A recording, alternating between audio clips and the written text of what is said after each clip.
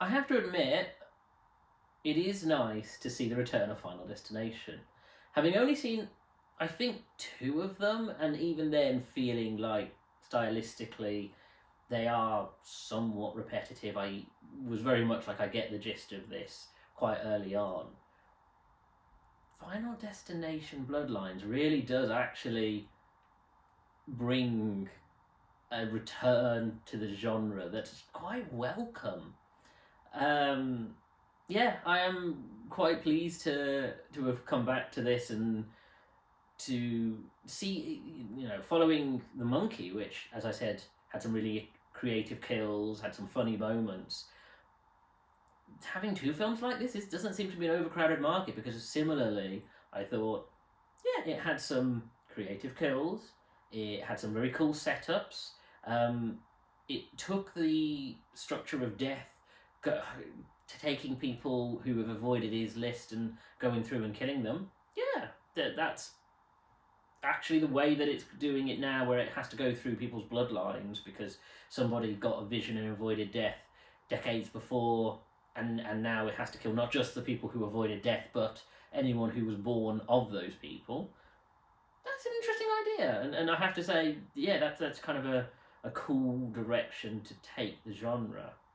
And like I say, I mean, it has some fun characters who you sort of go, yeah, this is a funny character.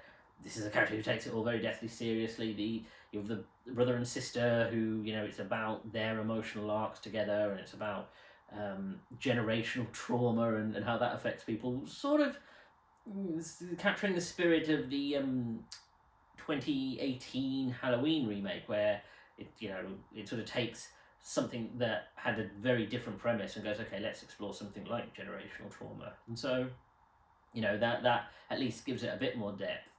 But again, it surprisingly has a lot of Rube Goldberg fun with the nature of the kills, particularly that opening restaurant wheel section.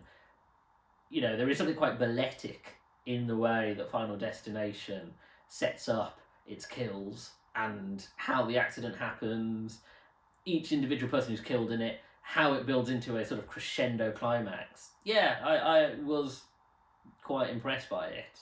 And similarly, where you have the character who survived, you had the vision, survived, and now lives this survivalist style, death. They absolutely believe death is a conscious entity and is constantly setting themselves up to avoid death's traps. And you're like, actually, that's a cool direction to take the story.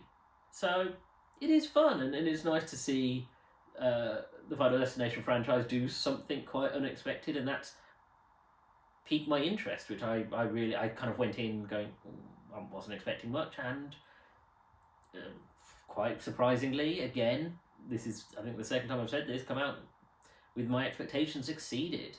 We seem to be having quite a nice year when it comes to horror at the moment, and knowing what's coming up later in the year, it might continue to be a pretty good horror-centric year in cinema.